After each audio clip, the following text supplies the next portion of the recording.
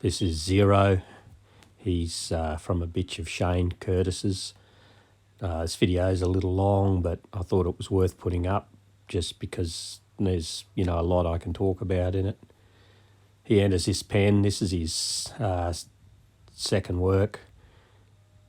It's got a fair bit of adrenaline, like I'm leading him around here. I use like a little short lead like this, and every time those sheep move, he's keen to go, and that's a good thing. But I don't like to let him just go run amok on sheep. Good part of my training is to try to, establish good things and not allow bad things to occur. So you can see him here. I'm just lifting him off his feet here if he gets a bit keen until I feel him settle.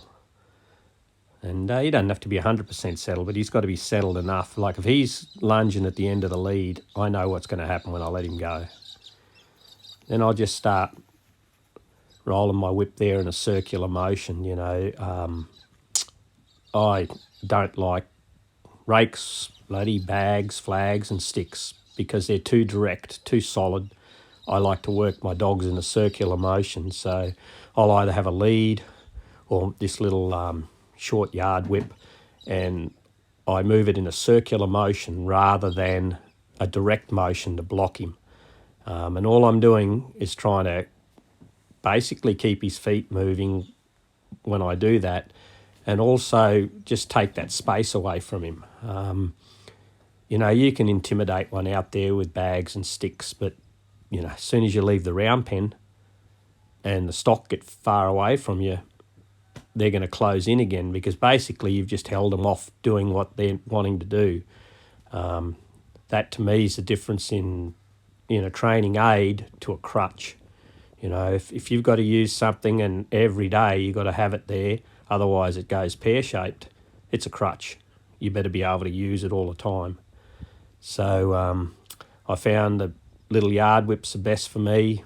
Move it in a circular motion to keep them off their stock. I can even swish it around my head. A lot of times I just swish it around in front of me.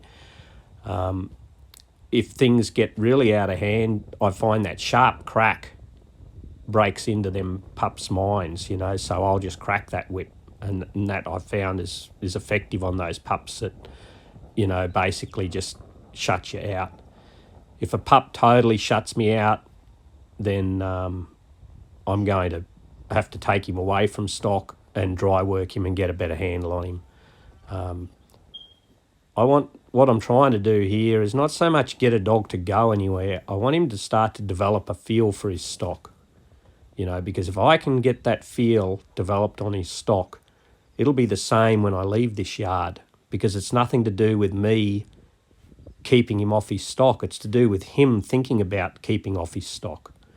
So again, a lot will depend on the animals you're working, and I think this pup will turn out to be a really good dog. And to be quite honest, if they don't have this sort of natural ability, I'm not really that interested in wasting my time training them.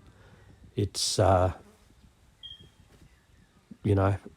need to try to find these dogs like this. He might level out, I always say that not too many champions start out shit and become champions. A lot of dogs start out like champions and don't go on, and that's a fact. But I don't find too many that start badly that end great. And, there's exceptions to every rule, but, to me, this is the important time, judging your dog. This video is good. It's good for me to watch the video and see how he acts, because I don't try to eyeball this pup at all, and I just poke around with the sheep. Watching this video back, I notice how strong he goes to the head when I first started. He's... If the sheep change direction, he wants to go to that head. People could argue that he's not flying around there a million miles an hour, but I don't want this dog's feet to get ahead of his mind. I want his mind first, his feet second. And even here, when there's a split, he's looking both ways. Didn't overreact. That's fine.